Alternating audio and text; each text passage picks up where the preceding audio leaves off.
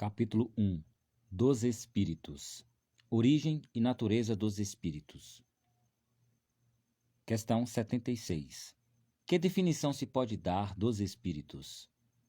Pode-se dizer que os Espíritos são os seres inteligentes da criação, povoam o universo fora do mundo material.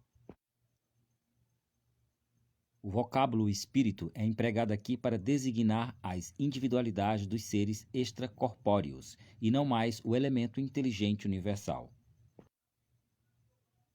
Questão 77. Os espíritos são seres distintos da divindade ou seriam apenas emanações ou porções da divindade chamados, por essa razão, filhos de Deus? Meu Deus, são sua obra absolutamente como um homem que faz uma máquina. Essa máquina é obra do homem e não ele mesmo. Sabes que quando o homem faz uma coisa bela, útil, ele a chama sua filha, sua criação.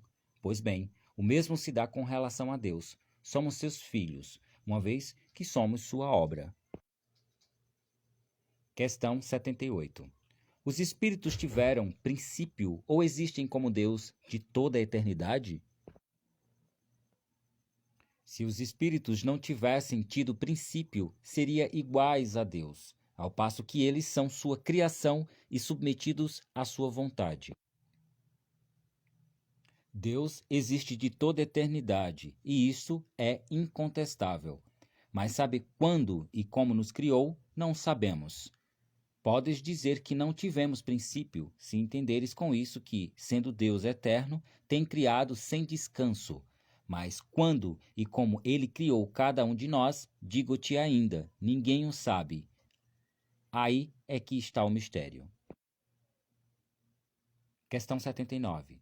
Visto que existe dois elementos gerais no universo, o elemento inteligente e o elemento material, pode-se dizer que os espíritos são formados do elemento inteligente como os corpos inertes são formados do elemento material? Evidentemente, os espíritos são individualizações do princípio inteligente, como os corpos são individualizações do princípio material. A época e o modo dessa formação é que são desconhecidos. Questão 80. A criação dos espíritos é permanente ou só ocorreu na origem dos tempos? É permanente, quer dizer, Deus não cessou jamais de criar. Questão 81.